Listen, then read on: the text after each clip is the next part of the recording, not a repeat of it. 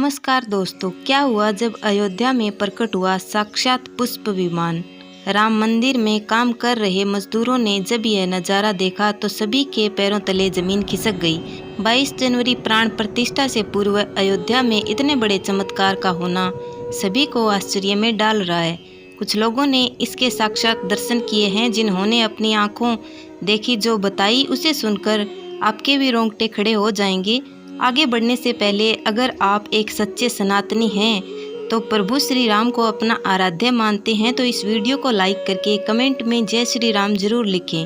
दोस्तों, 22 जनवरी 2024 को राम लल्ला अयोध्या के नए भव्य मंदिर में विराजमान होंगे। इस शुभ कार्य के लिए पूरे देश में निमंत्रण बांटा जा रहा है। शहर से लेकर गांव तक घर घर अक्षत वितरण में बच्चों से लेकर बड़े तक सहयोग कर रहे हैं। यहाँ तक कि महिलाएं भी घर घर जाकर अक्षत और श्री राम की अयोध्या की फोटो वितरण कर रही हैं। अयोध्या में राम मंदिर में भगवान लल्ला की प्राण प्रतिष्ठा कार्यक्रम की तैयारियां तेजी से की जा रही हैं। इस कार्यक्रम को बेहद भव्य बनाने के लिए कोई कसर नहीं छोड़ी जा रही। इसी बीच राम मंदिर निर्माण का कार्य भी तेजी से किया जा रहा है। मंदिर निर्माण में जो लक्ष्य लिया गया था उसमें लगभग 80% कार्य हो चुका है। 70 खंभों पर मूर्तिकारी का काम चल रहा है। पिछले दिनों यह त्योहार की वजह से धीमा पड़ गया था, लेकिन वह भी अब तेजी से पूरा हो जाएगा। निर्माण कार्य जल्द से जल्द पूरा करने के लिए सभी मजदूर रात दिन मेहनत कर रहे हैं। लेकिन 10 जनवरी की रात कुछ ऐसा चमत्कार हुआ जिसे देखकर सभी मजदूरों के होश उड़ गए। जब रात्रि के समय सब मजदूर अपना काम निपटाकर तंबू में सो रहे थे, उसी समय अचानक से उन्हें वहां कुछ हलचल महसूस हुई।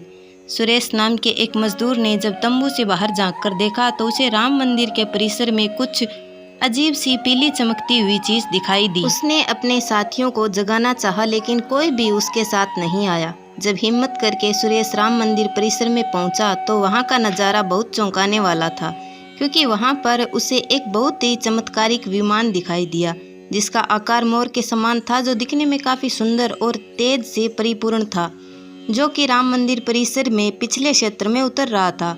लेकिन इस विमान को नियंत्रित कौन कर रहा था यह समझ नहीं आ रहा था, क्योंकि उस विमान में इतना तेज था कि सामान्य आंखों से नहीं देखा जा सकता था। लेकिन समझ में कुछ ऐसा आ रहा था मानो स्वयं साक्षात भगवान राम पुष्पक विमान में के माध्यम से अयोध्या में उतर रहे हैं। सुरेश ने यह चमत्कार अपनी आंखों से देखा, लेकिन अचानक से ही वह बेहोश हो गया, क्योंकि वह उसके तेज को सहन नहीं कर पा रहा था। सुरेश जब सुबह उठा तो वह उसी स्थान पर मौजूद था और उसके साथी मंदिर निर्माण कार्य पूरा करने के लिए जा रहे थे।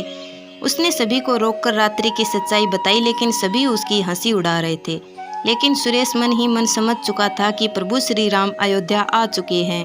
यह उसका सौभाग्य था कि उसने इतना सुंदर दृश्य देखने को मिला, जहां शायद उसने साक्षात पुष्पक विमान के दर्शन किए थे, यानी कि प्राण प्रतिष्ठा से पहले प्रकट हुआ अयोध्या साक्षात पुष्पक विमान। दोस्तों, देश के अलग अलग हिस्सों में कई बार अजीब सी आकृति के विमान देखे गए हैं, जिनका संबंध कई बार तो एलियन के साथ जोड़कर भी देखा जाता है। यानी कि अयोध्या में उस रात्रि को मोर की आकृति का विमान देखना वास्तव में प्रभु श्री राम का ही कोई संदेश हो सकता है। लेकिन क्या यह विमान सचमुच में पुष्पक विमान है? इसकी आखिर क्या गारंटी है? इसे समझने के लिए हमें पुष्प विमान के रहस्य को अच्छे से जानना पड़ेगा। आगे हमारे official spy women YouTube channel पर पुष्प विमान का रहस्य बताएंगे, जिसे जानकर आपको पता चलेगा कि अयोध्या में पुष्प विमान का प्रकट होना कलयुग का सबसे बड़ा चमत्कार है।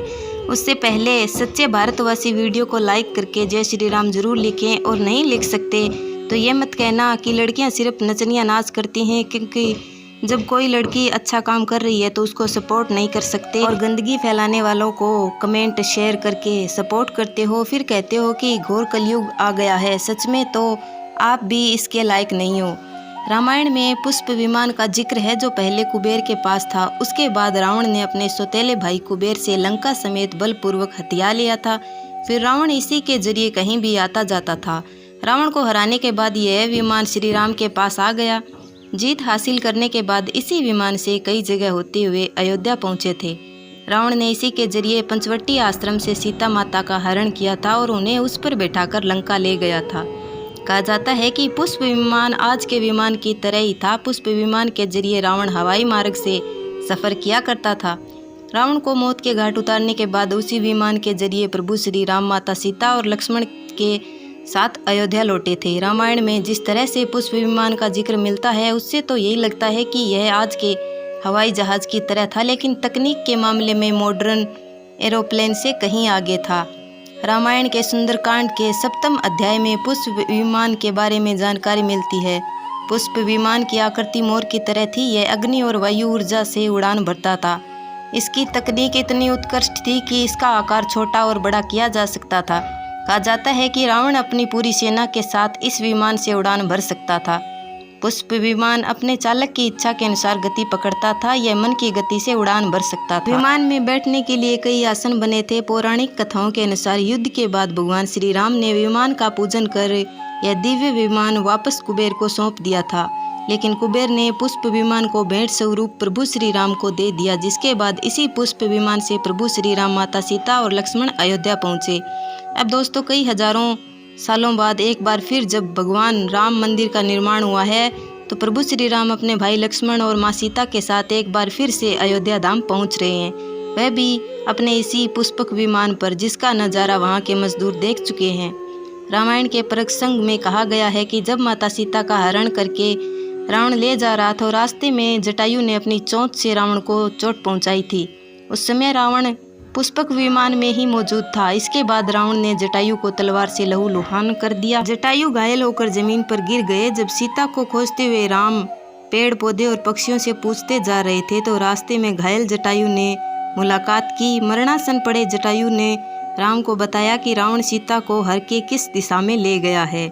लेकिन जब साक्षात भगवान राम पुष्पक विमान में अयोध्या आ चुके हैं, तो भला उनके परम भक्त जटायु कैसे पीछे रह सकते हैं। अयोध्या में रामलला की प्राण प्रतिष्ठा से पहले जनपद की सीमा में गिद्धों का झुंड दिखाई दिया है। स्थानीय लोग इसे गिद्धराज जटायु से जोड़कर देख रहे हैं। वे इसे शुभ संकेत भी मान रहे हैं। मिल्कीपुर तहसील क्षेत्र के गांव धरोली में पिछले 10 दिनों से गिद्धों का झुंड वास कर रहा था। हालांकि उस गांव से गिद्ध उड़ गए हैं, लेकिन अयोध्या के सीमा के यहाँ वहाँ दिखाई दे रहे हैं। गांव वालों का कहना है कि पिछले 20 वर्षों से हम लोगों ने इस इलाके में गिद्ध नहीं देखे। अब जब राम मंदिर बन रहा है, तो इस गांव में लगभग 50 की संख्या में गिद्ध, उनमें से 10-12 गिद्ध गांव में ही समेल के पेड़ पर वास कर रहे हैं। गिद्धों की घटना को ज्यादातर लोग राम से जोड़कर देख रहे हैं और शुभ संकेत भी मान रहे हैं। 22 जनवरी को श्री नरेंद्र मोदी जी ने नेपाल को भी न्योता भेजा है, क्योंकि नेपाल को भारत भगवान श्री राम का ससुराल माना जाता है। क्योंकि नेपाल एक समय जनकपुर धाम कहा जाता था, जहाँ के राजा थे जनक और उनकी पुत्री माँ सीता धरती से प्रकट हुई थी। प्राण प्रतिष्ठा में नेपाल से कपड़े, फल, उपहारों के 1100 थाल आने वाले हैं। दोस्तों, आज हम राम मंदिर को बनते हुए देख रहे हैं। यह हमारा सौभाग्य है, लेकिन जब भी हम इसके पीछे हजारों हिंदुओं का बलिदान देखते हैं, तो हमारी आंखें नम हो जाती हैं। इस पूरी वीडियो को देखने के बाद आपकी आक्रमणकारियों के लिए क्या राय है, इसे कमेंट में हमारे महान शहीदों को श्रद्धांजलि नीचे कमेंट में ज़रूर देकर जाइए।